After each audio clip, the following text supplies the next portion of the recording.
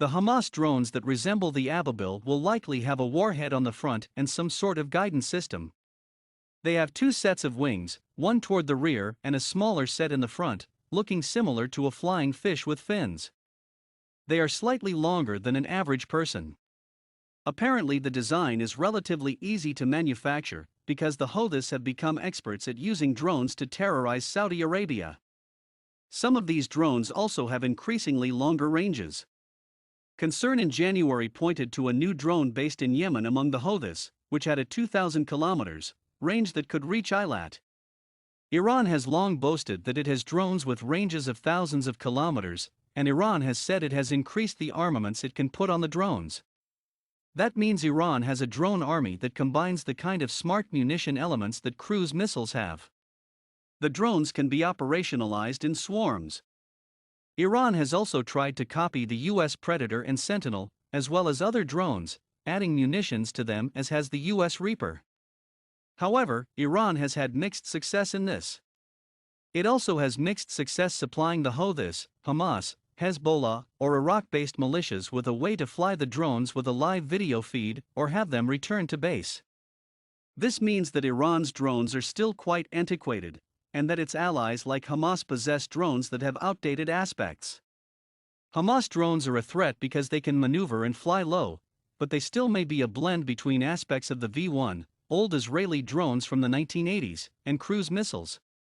However, it is clear Iran is exporting its technology.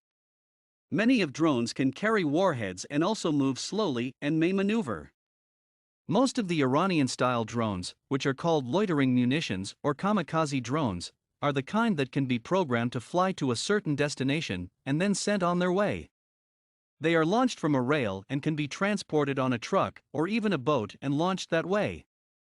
They have a propeller at the back, and gyroscope technology used in the drones for guidance links Iran to the drone exports that have gone to Yemen, Iraq, Syria, and even further afield, to be used in places like Sudan, Afghanistan, and Venezuela, according to various reports.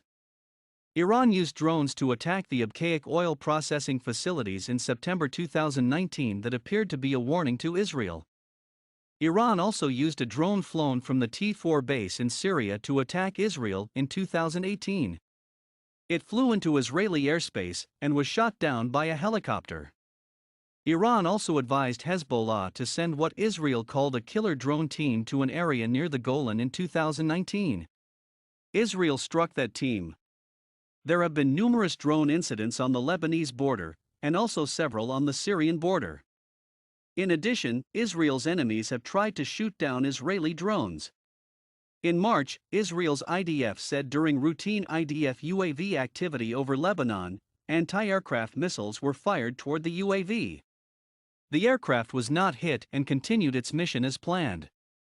Last month, Israel said that troops downed a drone and located an additional drone belonging to the Hezbollah terror organization that crossed from Lebanon into Israeli airspace. The IDF shot down another drone from Lebanon in January, and shot down a drone that flew from Lebanon in November.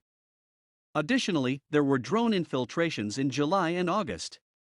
In addition, Israel said it struck a drone site in September related to Hamas in Gaza. Israel said in September 2019 that a drone infiltrated into Israeli airspace from the Gaza Strip and dropped an explosive device on a military vehicle. All this points to an increasing drone capability by Hamas, and this week's conflict has seen several references to Hamas's UAVs. Israel uses several terms for drones, usually calling the smaller quadcopters Rakfanim, and larger drones Malatim, meaning a UAV. Iran first began using Ababils in the 1980s against Iraq during the Iran-Iraq War. They were built at a Giza factory that is based on a factory that was once built by Textron, which constructed Bell 214 helicopters prior to 1979. The Islamic Revolutionary Guard Corps today often uses the Ababil drones, and this makes sense because the IRGC's Quds Force oversees support for Hamas, Hezbollah, and the Houthis. It is believed that pro-Iran militias in Iraq have now used drones several times against U.S. facilities. This points to a wider drone war being waged by Iran against Israel, Saudi Arabia, the US and others. But also Israel has a well-developed army of drones they announced that a new lightweight drone, known as a loitering munition because it explodes when it hits a target rather than returning to base, was now operational with the Israel Defense Forces. The last month has seen new advances in drones at sea, on land operations, and in methods to combat drones using special sights for rifles. Israel has long been a leader in unmanned aerial vehicle, and they produced some of the first successful drones to be used to counter threats on the Egyptian and Syrian front lines. Israel's niche today in drone technology is twofold. It continues to make series of tiered systems from smaller drones to high-altitude surveillance UAVs, as well as pioneering counter-UAV technology. For instance, Israel's Iron Dome missile defense system can be used against drones. Israel also has experimented with a variety of laser systems to shoot down drones. In addition, Israel is building a higher number of small loitering munitions. These weapons, sometimes called kamikaze drones, are basically a flying warhead that can return to base if necessary, but whose real mission is to hover over a target, wait for an opportunity, and then be used in precision strikes.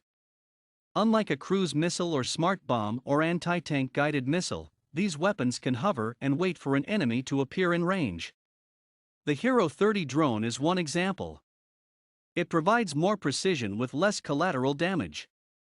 These types of drones are also easy to fly, meaning platoons or smaller units can use them and deploy them from backpacks, rather than needing specially trained Air Force pilots controlling them while sitting far away in a metal box. The Hero 30 has now successfully been used in combat operations with various Israeli defense forces. Israel doesn't say where this has happened, but recent years have seen Israeli airstrikes in Gaza and Syria. Israel doesn't elaborate on the kinds of munitions used, and Israel officially says it doesn't use armed drones the way the United States uses Reapers or Predators. Loitering munitions, because they are smaller, are not in the same category of armed drones the way larger medium-altitude UAVs are. The idea of combining unmanned systems into swarms, or as loyal wingmen, is being rapidly tested in many countries. An unmanned boat with a drone, for instance, could potentially have helped the USS Cole prevent the 2000 attack off Yemen. Israel's Elbit says the new UAV-USV combo can aid in electronic warfare, or with sonar or anti-submarine warfare missions. The options seem to be endless so long as commanders and navies are willing to try new approaches. Smart shooter technology is one way to provide bases and soldiers the ability to take down small drones easily. Smart Shooter says it has a unique technology that makes it possible for every battlefield element to be connected with every other battlefield element. The United States has been practicing with the system for more than a year. It was seen in Syria's Tanf garrison in May, but photos posted to the Defense Visual Information Distribution Service of the U.S. military appear to have been taken down now. Nevertheless, other images of tests of the system at Beale Air Force Base can be found from August 2019. These three systems, adding drones to unmanned ships, employing backpack-size attack drones with smaller units, and giving soldiers more options to shoot down small drones, is all part of the approach that will see future forces with more technology at their fingertips. These are all small, lightweight systems. The Hero 30 only weighs 3 kilograms and the Skylark C weighs 15 kilograms. With ranges to 10 to 40 kilometers, these are tactical weapons. They function as add-ons, along with the Smart Shooter, giving new capabilities without requiring units to go through a huge amount of new specialized training. That increasingly looks like the future.